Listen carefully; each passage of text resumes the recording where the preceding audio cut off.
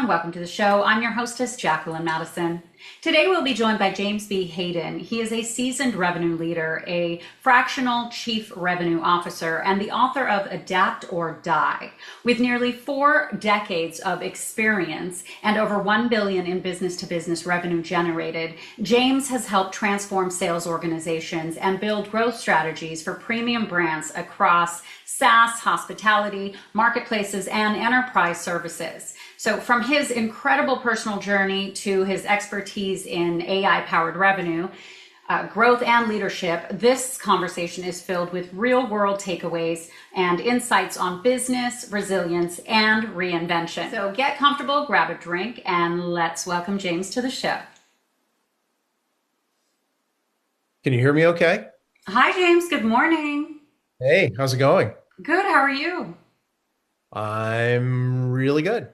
Well, really good is great. Welcome to the show. It's such an honor to be with you today. I'm very humbled and honored to be with you as well. Well, I'm glad. So let's dive in, and I'm excited to learn more about your incredible story, both professionally and personally. Why don't you give us a little backstory and ultimately what sort of drew you into the world of sales and revenue leadership so many years ago? I got started in sales. Yeah, so I had an amazing mentor, my mother. Mm. And from the time I was young, um, I mean, part of my backstory is I was adopted at birth. Oh. My parents were 40 and 45 when I was born, and I was with them from the time I was 5 days old on. So my mom put a lot into raising me, and I was an only child as well.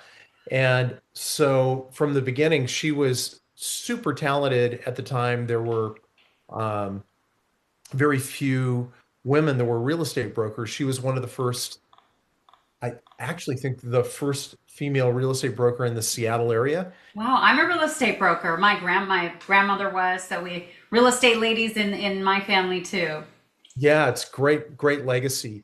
And she also got involved in some multi-level marketing activities where she would drag me along and I shouldn't say drag me along. I was excited to go. She was very successful at that. And we were doing affirmations when I was 6 years old. And like her mother, it was interesting when I was 7, her mother told me sitting at the dinner table that I would never be as successful as my cousins because I wasn't blind.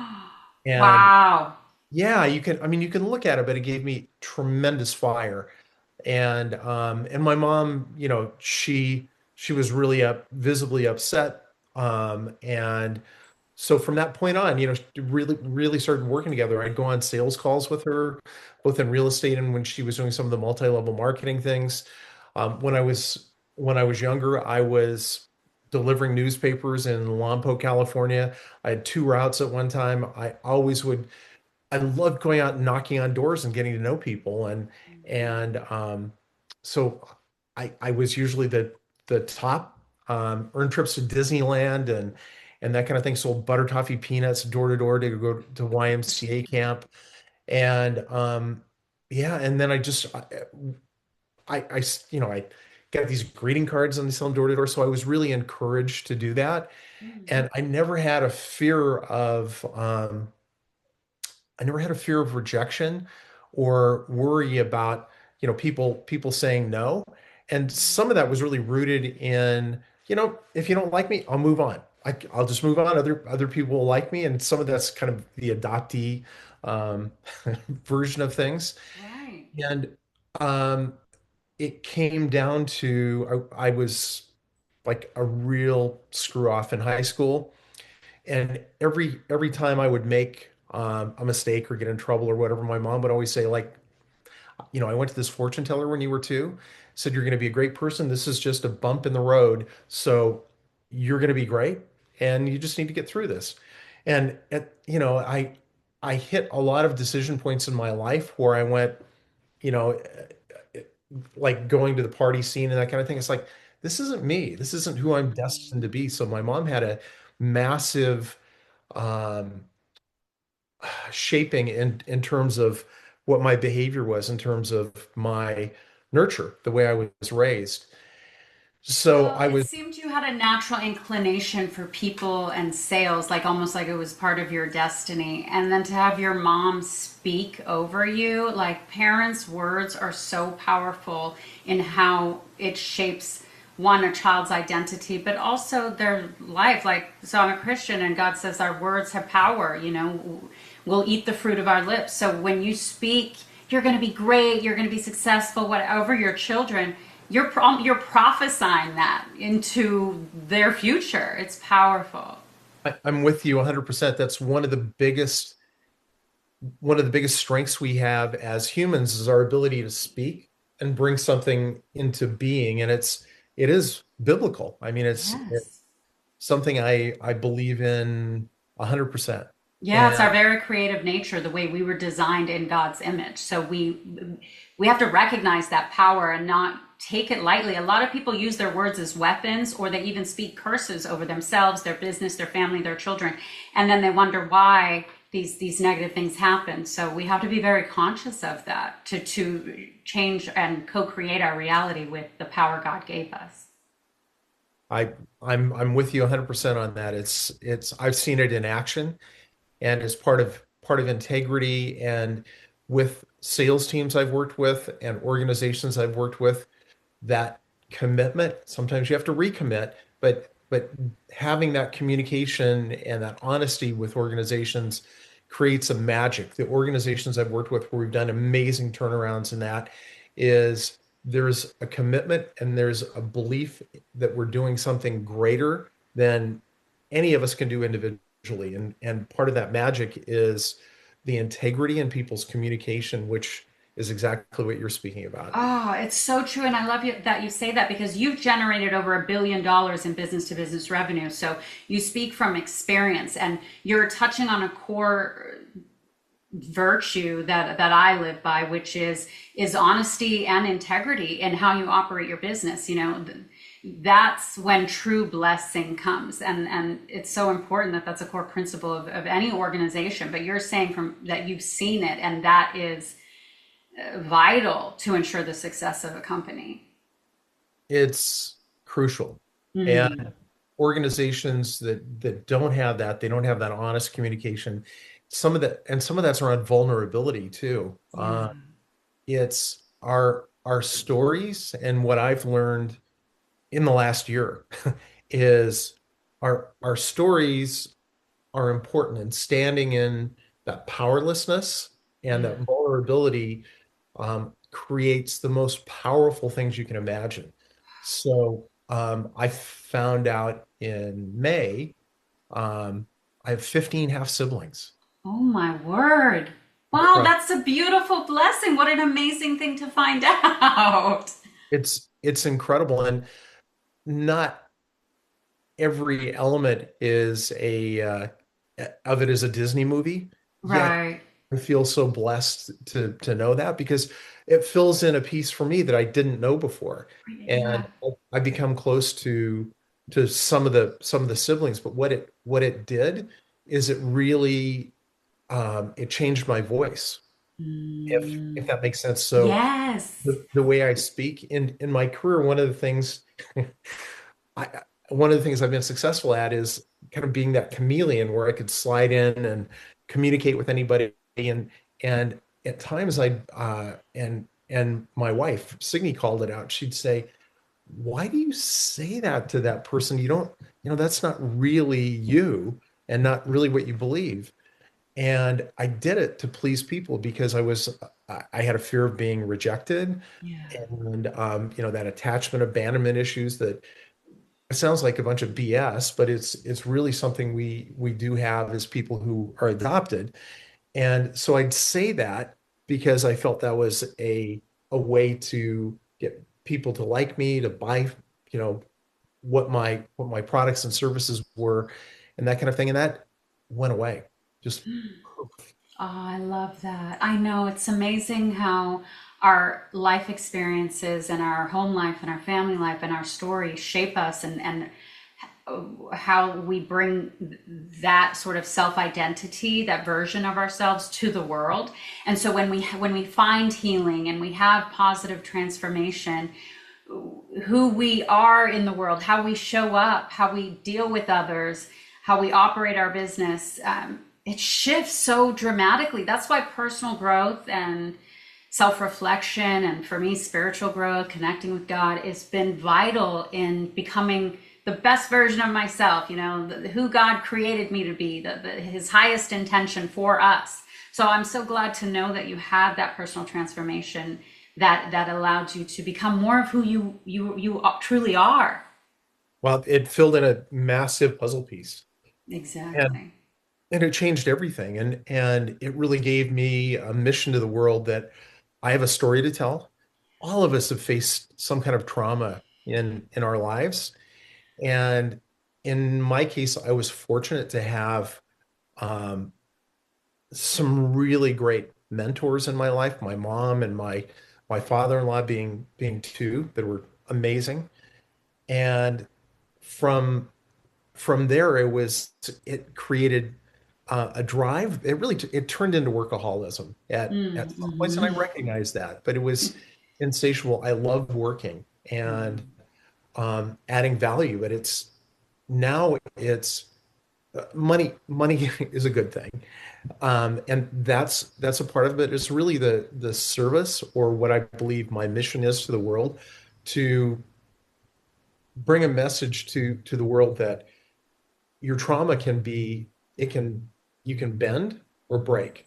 And if you can get yourself to the point where you're bending and you're embracing the crazy times that go on, it will change your life. It's life changing to go there. And so for me, that's been a part of my journey. And now, knowing what I know now about my family history, God, I love these new people in my life. They're just awesome. Oh, that's awesome. They're your brothers and sisters. They But are. actually, as a Christian, I was reading in the Bible, there was a verse that says, if you do this to your brother. So I kind of had a revelation that we're actually all brothers and sisters.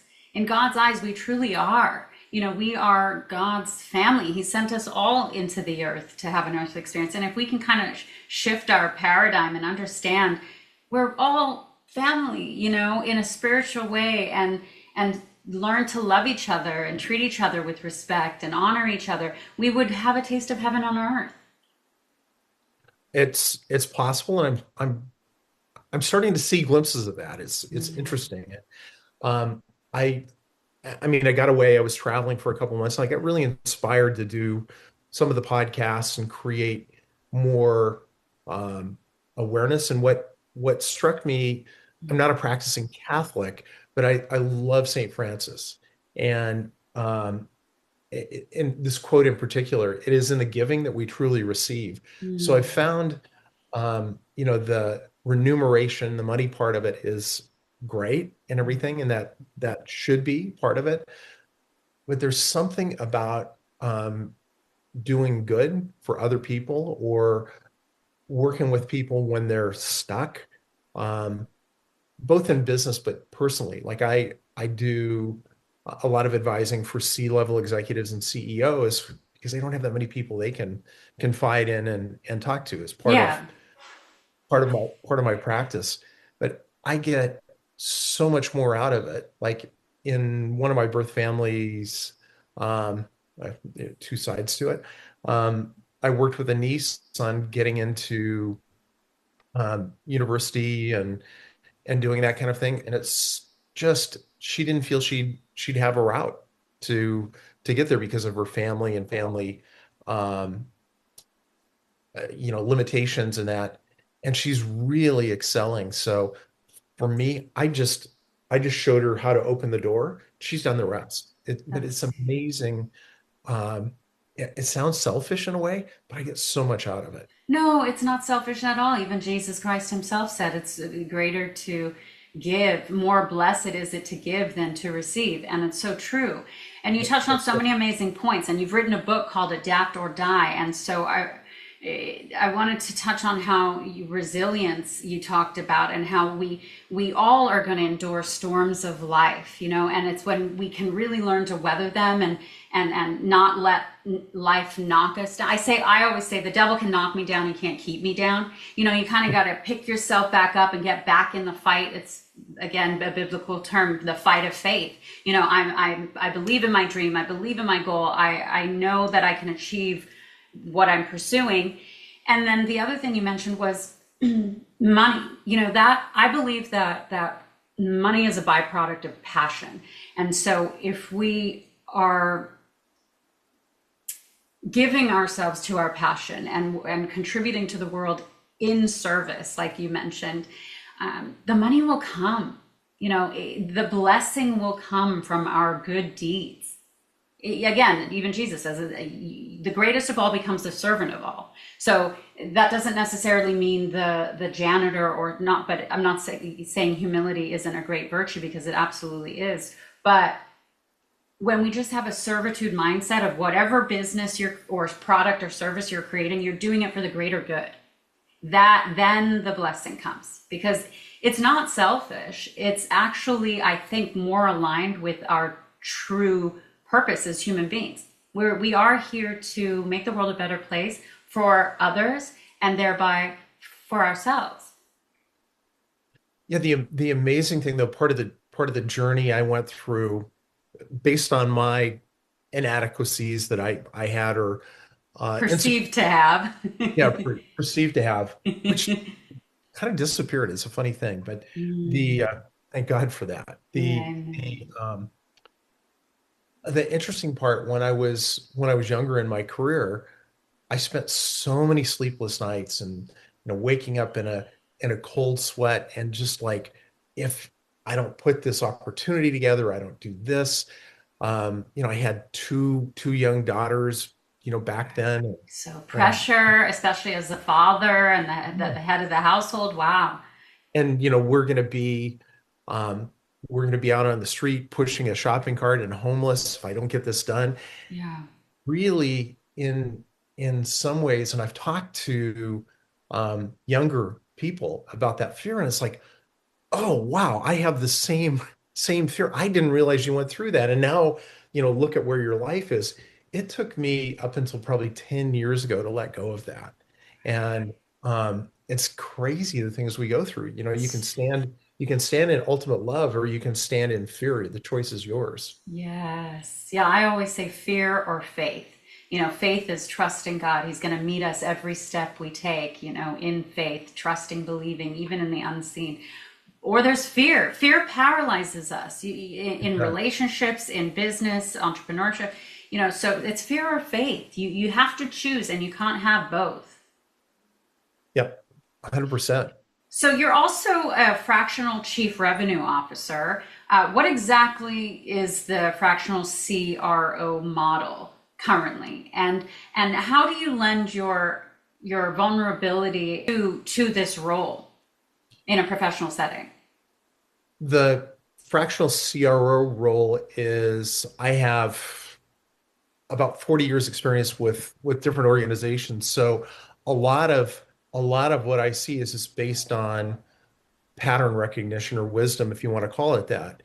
And so I can see things in organizations when they need to be fixed. Now, in 2013, one of my business partners, Hal Thorsvig, came to me, and he had a sales methodology or an approach that it took me 17 years of stumbling around before I figured it out. And then I discovered Hal, and he was teaching that in courses, just so you could learn about it from like mistakes I made.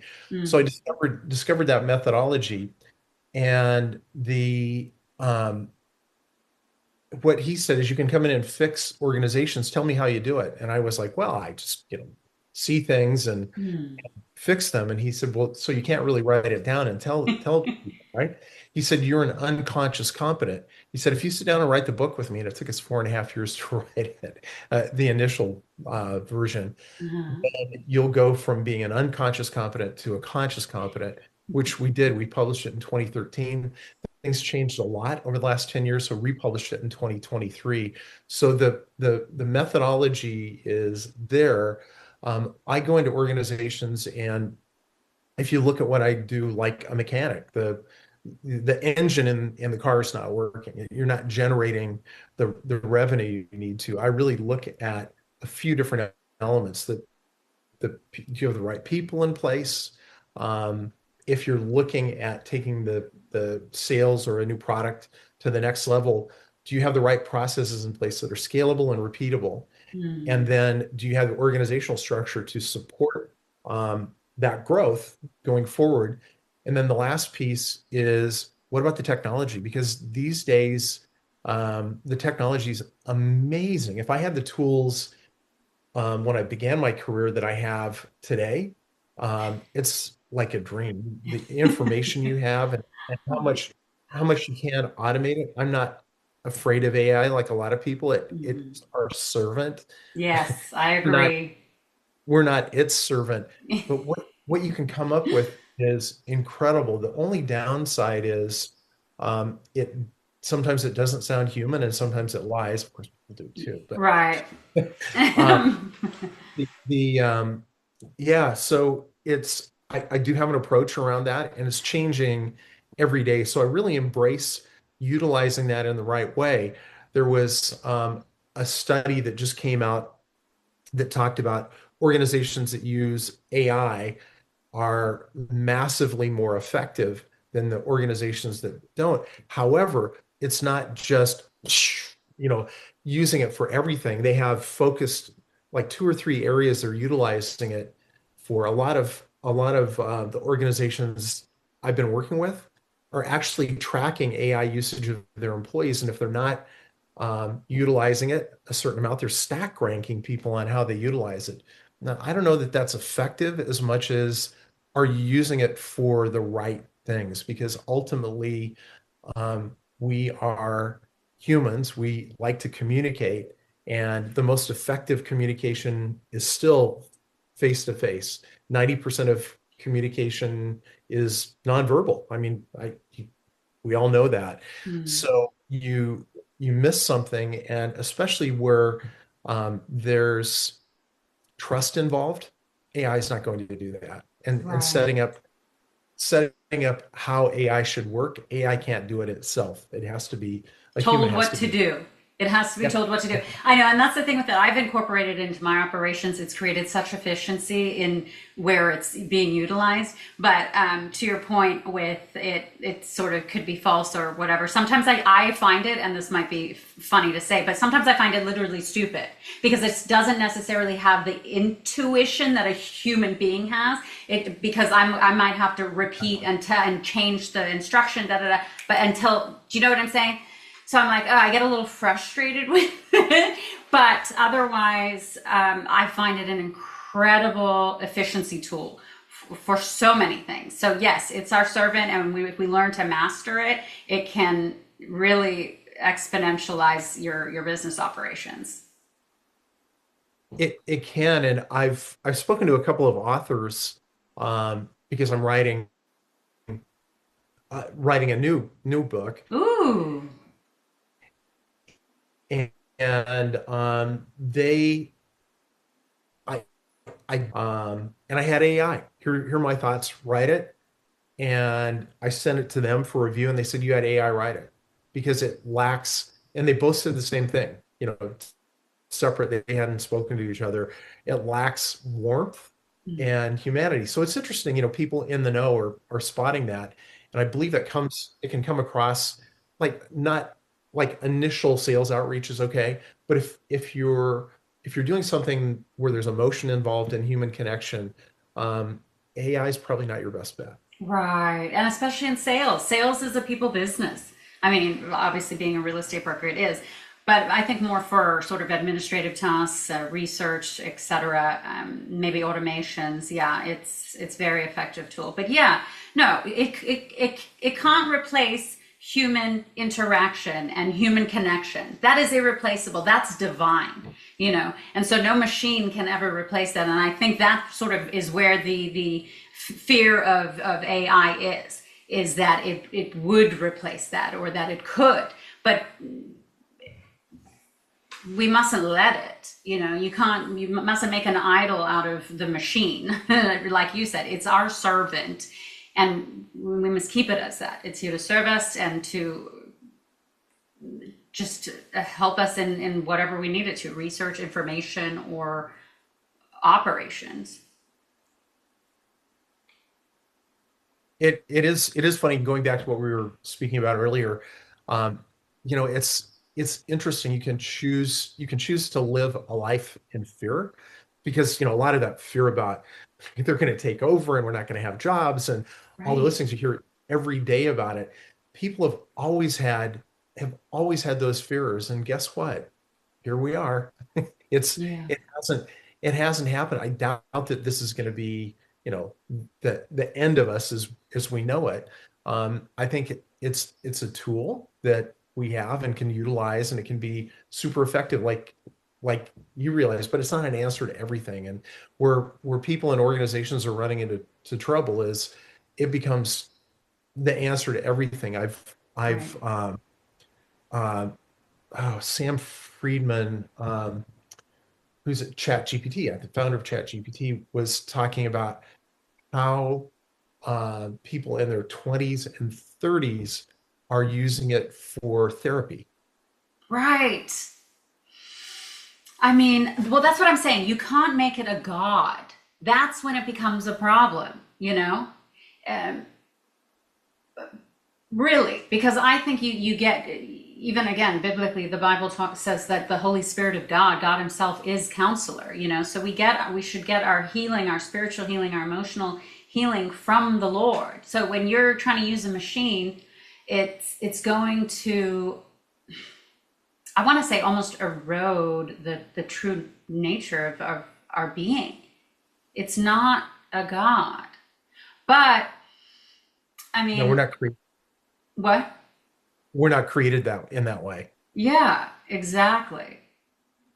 But I want to talk about your book, because I think it's really important. And yeah, do you touch on AI in your book, the adapt or die concept? Is it so it applies to the technology and Yeah, business, but also emotional and sort of psychological resiliency?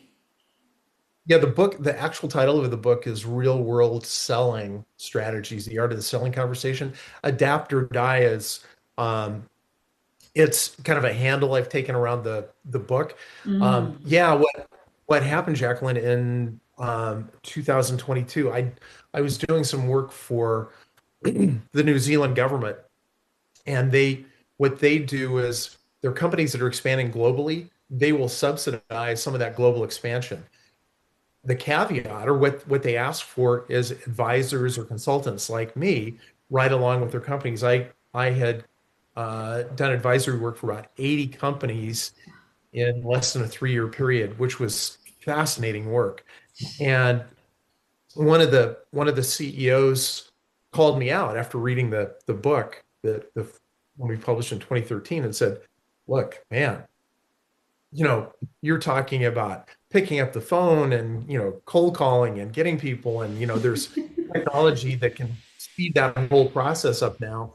And you just worked with us on putting in our CRM system and a sales intelligence system, and you've been advising us on AI and talking about NVIDIA and how wonderful that is. There's nothing in your book like that." And it stopped me in my tracks. I said, "You're 100% correct." So I rewrote the book based on how technology has impacted us, for better or for worse, because there are downsides to it too, as we've been discussing. right.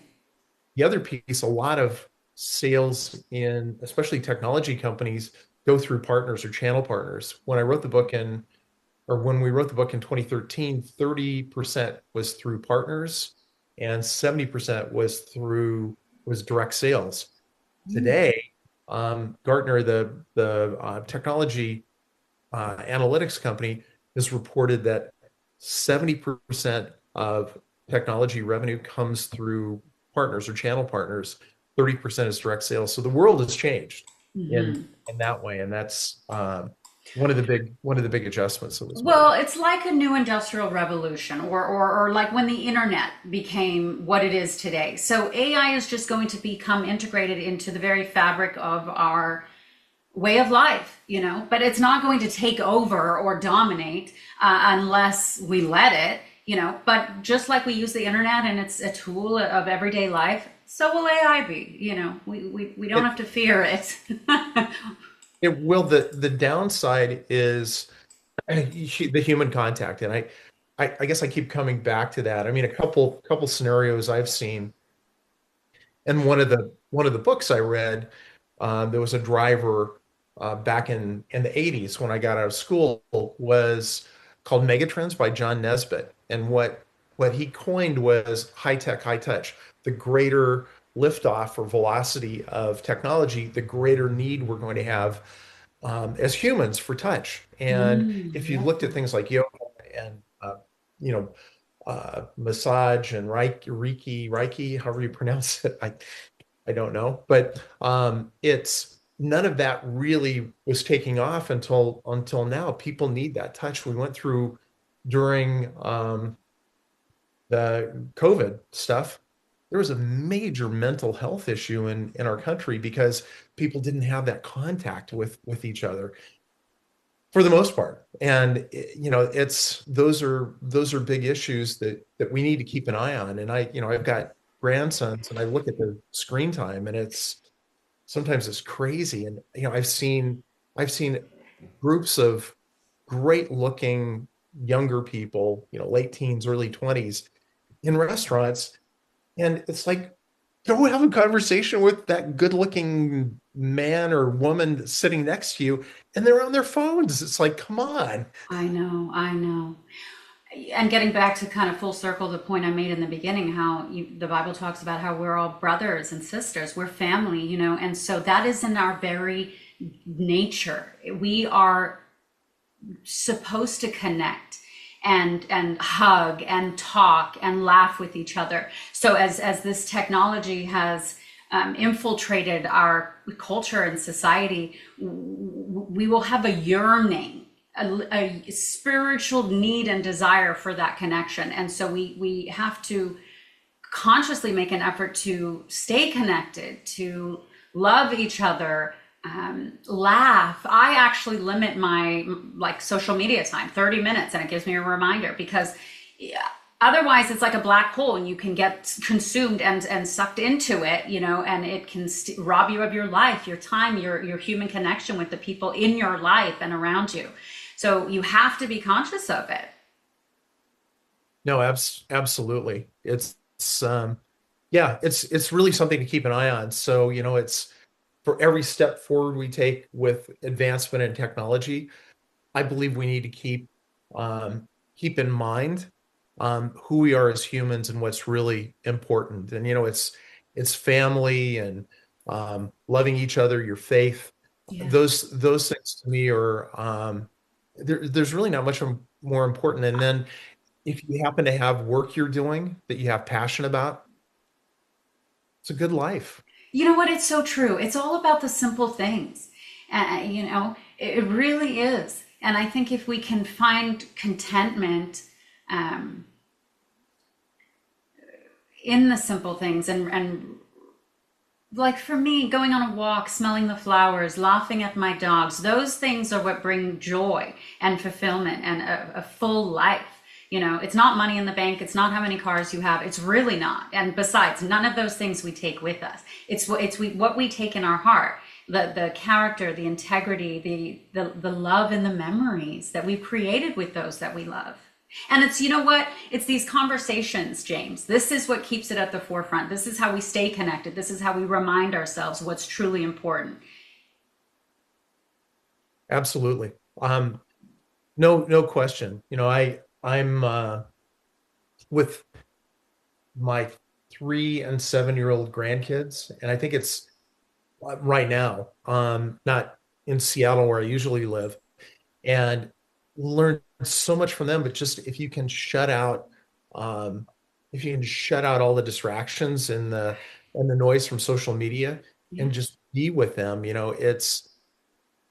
I believe in being open and learning from whoever you're with. There's always something we can learn. And I take that into my advisory practice, but also with, and I'm not perfect at it, but I, I, I like to just like my little granddaughter, Freya, always has some pearl of wisdom, but I have to be there and I have to be with her to get it. It's so true. That's why today is a gift, or this moment is a gift. That's why it's called the present. And so it's so rich with what we can receive from it when we are present.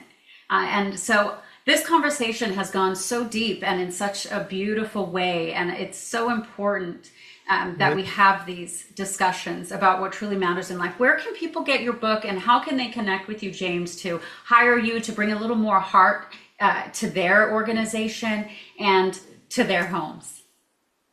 Sure. I bring heart, but I also bring a way for, and I hope this is okay to say, for them to really start kicking ass in their business too. Yeah, absolutely. That's what we That want. We want to win at life, in business and in our homes. and I have a website. It's James B. Hayden, Hayden.com. And I put out there and I'd be open for any of your listeners in business. If they're stuck, I'll do a 30-minute, just a 30-minute analysis and I will commit to giving them at least a couple of ideas on how they can improve their business. So Wow, that's an amazing gift. Thank you so much for that. And of course, we're going to feature you as a business leader in the magazine as well. So anyone can always find you there with your information and a link to the book to get the book. It's been such an honor spending time with you. Really, this has opened my heart in a lot of ways, just touching on these subjects that are really so important. I'm wishing you many more years of success, but more so, many more moments that matter. thank you. I appreciate that. And I wish the same for you. It's been how could I say, a slice of heaven today. Aw, I love that. Mwah. I give you a kiss as my brother, and I wish you all the best, and I look forward to seeing you very soon, James. Sounds good. Lots of love. Lots of love. Bye. Bye.